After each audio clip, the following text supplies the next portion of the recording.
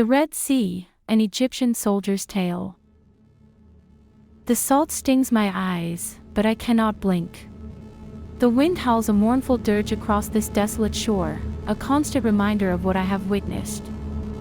Fear, thick and suffocating, clings to me like the damp sand. I am ammonious, and I am broken. My armor is rent, my body aches, and my soul is shattered. Sweat mingles with seawater, a testament to the terror that still grips me. I can barely breathe. It cannot be real. It simply cannot be.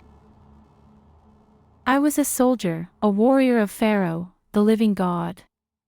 We were the might of Egypt, the envy of the world. Our strength was unmatched, our armies invincible. We looked down upon those who served us, especially the Israelites. Slaves, we called them. They were nothing. But they dared to defy Pharaoh.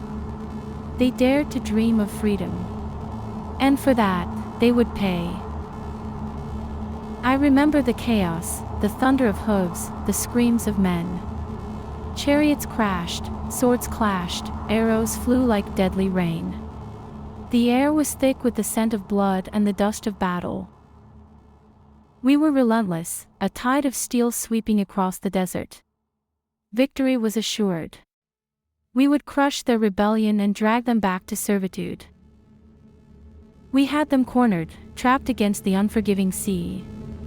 Their cries of despair were music to our ears. Then, the laughter died in our throats. What sorcery was this? They were trapped, yet they seemed to welcome the sea. A wind, unlike any I have ever known, tore across the water. It was a violent, unnatural force, a scream from the gods themselves. The sea began to tremble. Then, the earth cracked. A fissure, a gaping wound in the world, appeared before us. Colossal walls of water rose on either side, defying gravity, defying reason. Hesitation rippled through our ranks. Fear, raw and primal, threatened to overwhelm us. Was this a trap? Surely, this was madness. But Pharaoh, in his arrogance, would not be denied. His roar echoed across the sand, a command that brooked no disobedience. Forward, he bellowed. Crush them. We charged, a line of chariots and soldiers plunging into the abyss.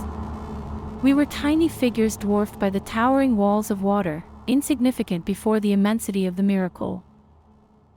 We reached the midpoint, the heart of the sea. The Israelites were almost within our grasp. Victory seemed assured once more. Then, the world turned upside down.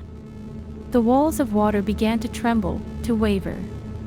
The wind intensified, a howling tempest that threatened to tear us apart.